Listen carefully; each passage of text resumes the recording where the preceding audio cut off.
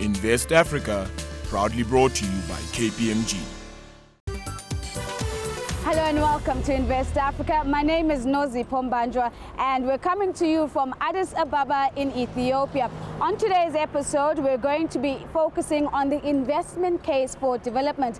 The African Development Week is a meeting between African Union ministers and the Economic Commission for Africa, and they're meeting here in Addis Ababa this week. We caught up with the Executive Secretary of the Economic Commission for Africa. His name is Dr. Carlos Lopez, and he explained to us the importance of this gathering and the key issues that were put on the agenda. Well, this is like a federation of many events that we used to have, in a non-structured way. Like, for instance, there is a regional coordination mechanism, which is when the UN agencies dialogue with the African Union. There is the former heads of state of Africa forum. There is a meeting of statisticians, and you name it. Number of meetings that now come together to do this very exciting program of a development week. For me, what is new and exciting in particular is the fact that we have really positioned the debate around knowledge and research pieces that were not available before. At least they were not available made by Africans. Yes. So we have now a huge number of publications that are launched during this week that are like the cement for a more robust discussion. Well, let's talk about one of those publications, and one certainly that's going to get a lot of attention because it touches on that sticky topic of corruption, and this is the Africa Governance Report. Firstly, Mr. Lopez, the rationale behind this particular report and why now? Well, people have become familiar with the Mo Ibrahim Index that ranks countries in terms of their governance performance in Africa. And it's a very interesting experiment that we are very proud also to be part of. What this report does is slightly different. This is more the qualitative discussion, not the index discussion.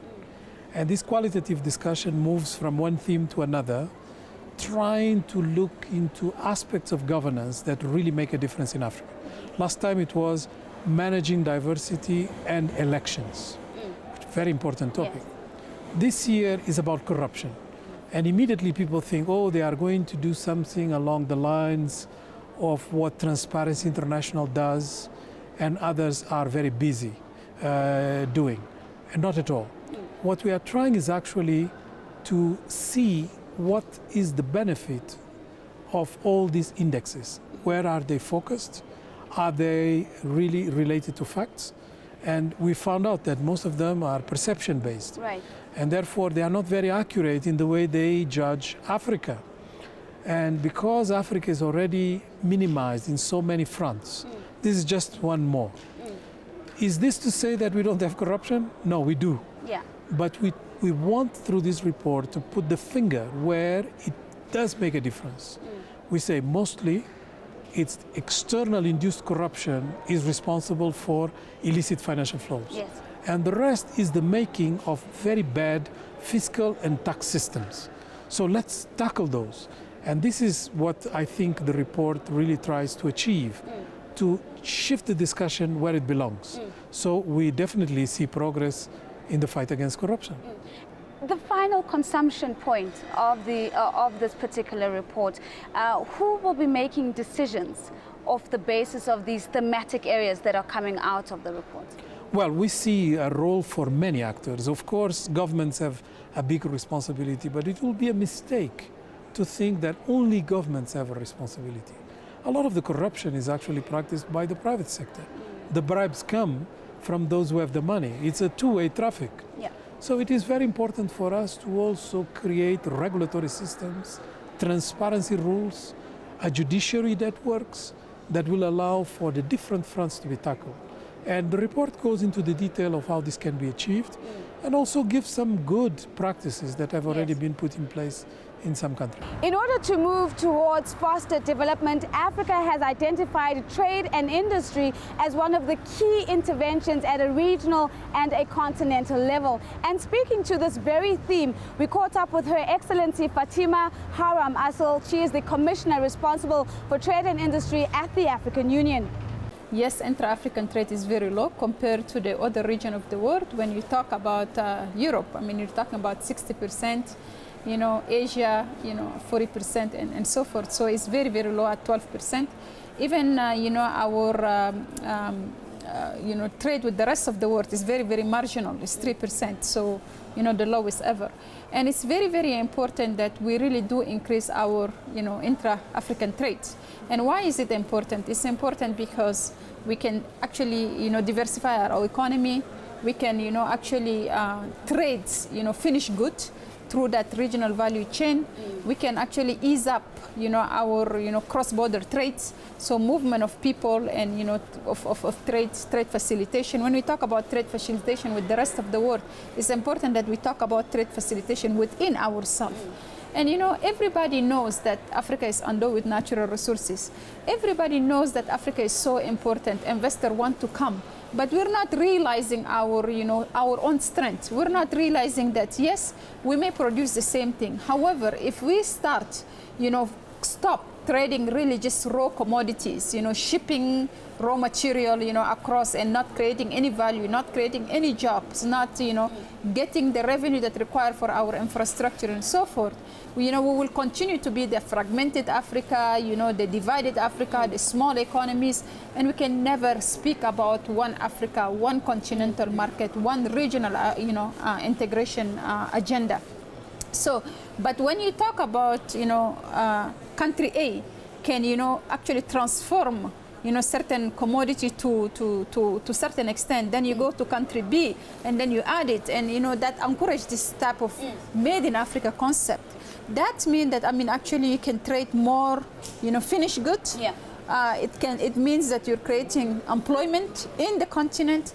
It means that actually you're creating movement of talent, movement of people, and it's actually the issue of also being proud that we consume made in Africa. We have the population here. The demand is in Africa. We're talking about an Africa that is going to have a middle class.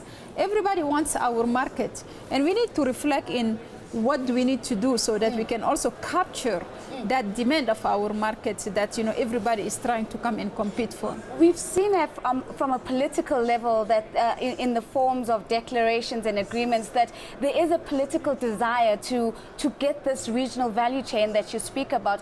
But practically on the ground, away from the political podiums, what are the 3 or 4 most important things that you think we need to focus on to get this regional value chain right?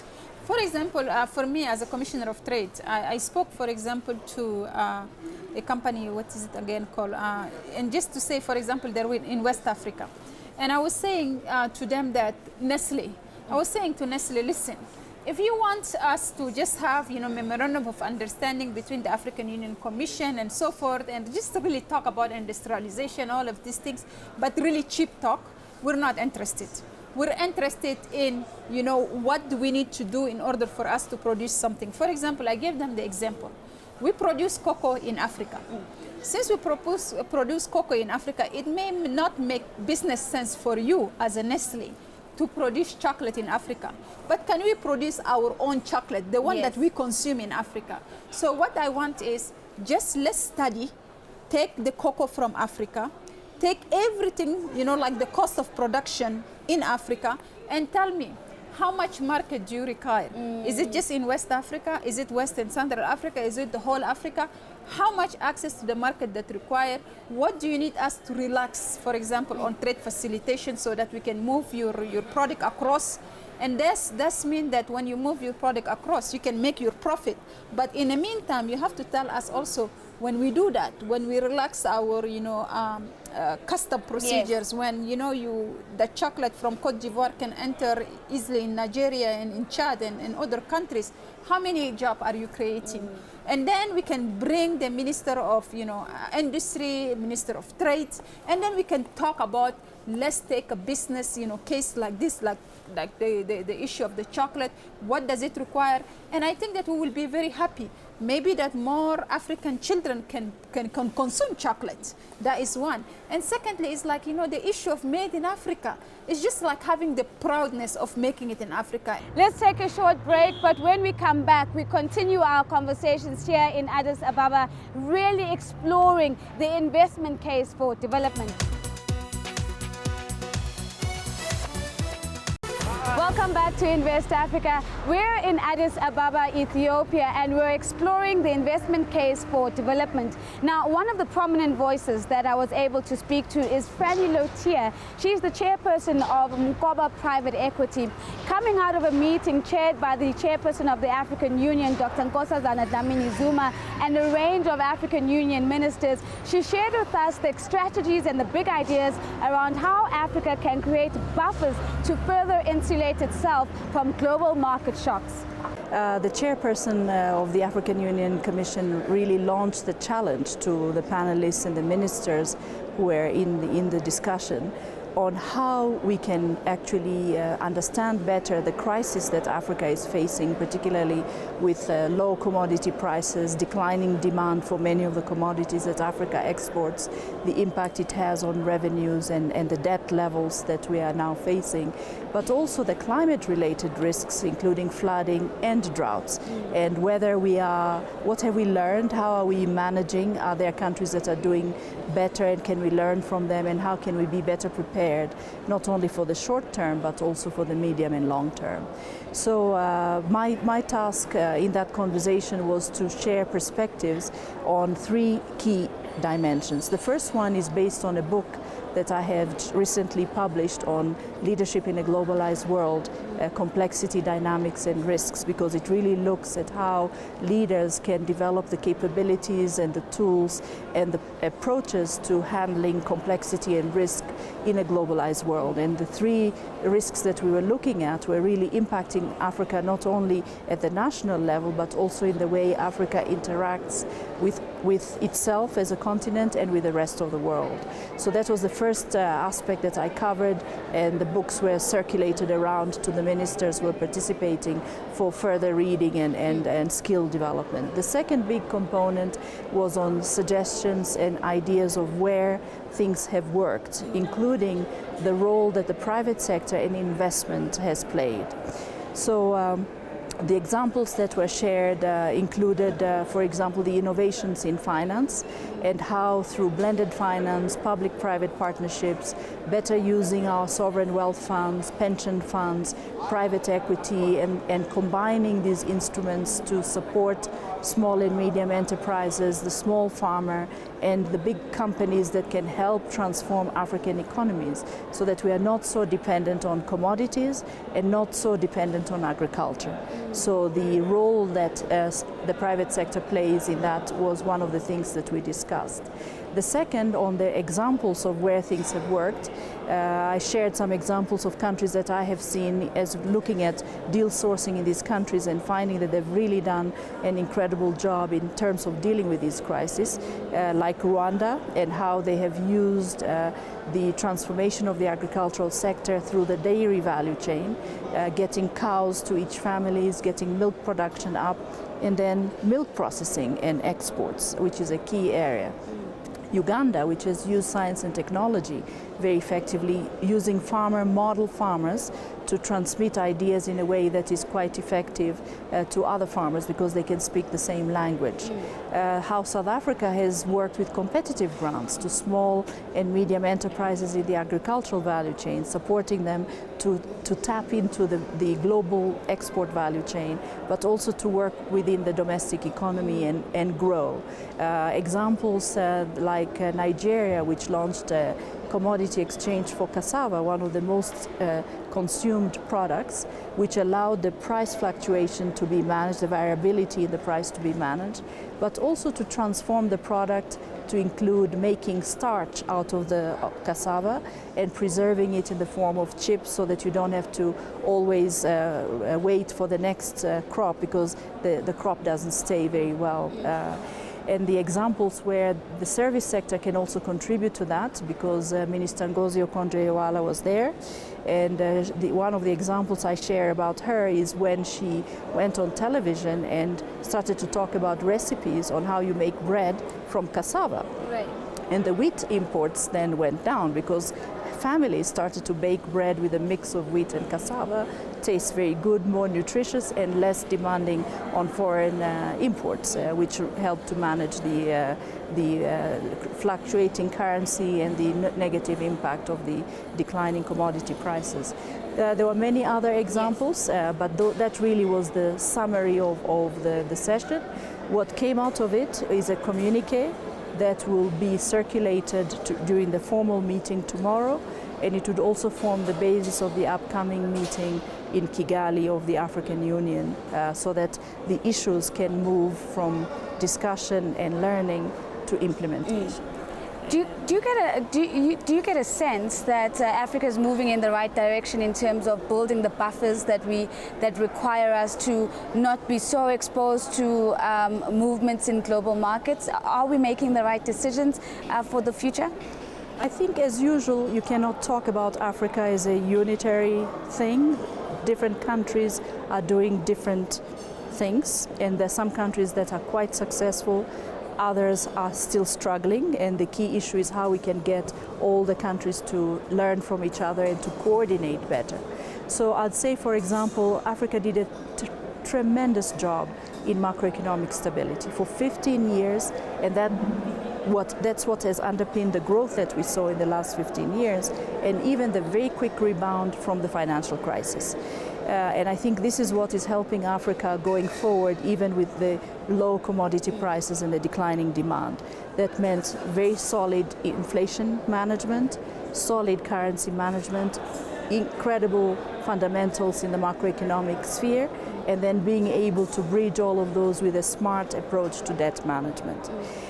The challenge we have is that new crises have come on board, and I think the one we have not handled as well is removing ourselves from the dependency on weather. And therefore the impact of climate change is hurting us, not only in agriculture because of the drought and floods, but also cities who are hurt when there's flooding, and of course the energy sector that is depending on hydroelectricity. So these correlated risks are what are causing a huge headache for many countries. And then the other area we have not progressed as well is in developing bigger regional food markets. And one of the things that has worked quite effectively for the countries that have used it is the Africa Risk Capacity instrument, where it's an insurance instrument that countries pay in, and when they have a drought event, they take a payout. So Senegal used it recently, got close to $17 million to manage the crisis. That's why you haven't heard of famine or drought crisis in Senegal, because they were able to use the funding that they got from this facility. Mozambique also was able to do it, but not all countries are members, so we're still behind in that regard. And the last thing I would say is people gave the example of Japan, saying how can we become like Japan and be ready. Japan is very good in dealing with earthquakes because they've been having earthquakes for many years, so whenever an earthquake happens, from the community level all the way up and down, coordinated response very fast. And the issue that shook them is the crisis with Fukushima, a nuclear crisis, a different kind of crisis. And so we were discussing how Africa can learn not only from that, because we have our own examples here, where Mozambique, for instance, did very well in managing drought on one river basin system, but when the drought happened on another river basin system, the community level support networks were not prepared. So we have to continually learn and continually improve. So I think the story really that came out of today was we are doing well on average, but there are some countries that are doing better and some not as well.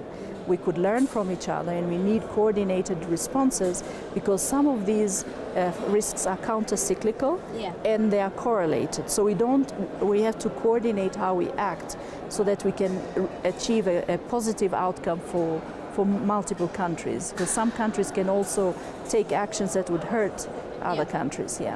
Industrialization has been identified as one of the key variables towards Africa's development. But a man with a different idea on how we can industrialize is Dr. Emmanuel Nandozi from the African Capacity Building Foundation. Well, you see, we started with a basic argument. we say that we have to stop saying, how do you diversify out of the primary sector, commodity sector? And instead saying, how do you industrialize based on your primary commodities? Because already this is what you have and what you're already exporting. The only problem is that you don't add value to it and you don't gain a lot of benefits from income and from growth and from jobs. That's what the problem is. And before then, people were arguing that if you want to add value, if you want to industrialize in your primary commodities, you may not have the technical capacity. It's very capital intensive, it's this and that and that. But our analysis shows that it is possible, that it's actually doable, and that some countries in Africa are doing it. And we're talking about soft commodities and hard commodities. Soft ones are things like agricultural commodities, coffee, tea, flowers, and so on and so forth. The hard ones are, of course, starting with gold and diamonds and oil and copper and etc. That there are two things that can happen here. One is that you can add value before you export. So it means getting into the value chain, either the global one or the local one. So instead of shipping out raw beans, you can transform it to the next level, and gradually you get there. So value addition. The second one is, rather than having the copper mines and their producers import every service and every input they need for copper production, they can source them locally. And so they're linking to the local economy, building entrepreneurs and getting people to get jobs. Prof, I want to come back to the context that we find ourselves in, where there's been a literal collapse of commodity prices. Yes. Is it difficult or harder to sell this line of thinking given the challenges of the current environment? Actually, this collapse of the prices makes it imperative. This is the best opportunity for no longer postponing it or saying it's impossible. Because if countries had gotten into the higher value chains, they would not be so vulnerable to the collapse of the prices. Because the crude oil may collapse, the price of other oil products are not suffering the same way. You see what I mean? Did you see diamond prices collapse in the diamond that you wear in your ring collapse in the market? The answer is no. But the raw diamonds the prices have gone down. So you insulate yourself from this volatility or this negative effects of price shocks by making sure that you are up in the higher value chain, because that's where you have more stability, and that's also where you can still continue to do something. For example, a lot of the countries here are oil exporters, but they import fuel, they import gasoline, they import kerosene, they import finished products. So they have a domestic demand for these things. Yeah. The only thing is that they are not transforming it so they can sell to the domestic market. So if the global market is not working, you at least have something to fall back on. Prof, the beneficiation and the value addition argument has been around for some time, and critics will always point to the lack of technology, as you've said, and the fact that we're maybe not as competitive as markets such as India. We've heard all of those, but from your point of view, how do you get started? What are the key priorities that you believe African governments should be focused on if we're really going to see real value addition along the value chain? Thank you very much. This report that I referred to that we did in 2013 spells this out very clearly. First of all, you have to understand the nature of the global value chains and ask yourself, where realistically can I start? Not at the base, but is it the next level or this next second level on that? We're not talking about being at the top level, right get go, except maybe you're a country that has the capacity to do that. But understanding it, first of all, and then put in place the kind of mechanisms that will bring incentives for both those multinationals who are already doing this to begin to help or begin to pay attention to value addition and so on and so forth. It's a dialogue, but at the same time, you have to form some kind of coalition of group of people within the country, who interministerial plus other stakeholders, who will come and advise the government to say specifically, we can be able to do this and do that, or we can get at this level of the value chain, and then you start implementing it. Africa's development is top of the agenda for the Economic Commission for Africa and the African Union. But the question is, can they sell the story to investors? Thank you for joining us from Addis Ababa in Ethiopia. For myself and the team, it's goodbye.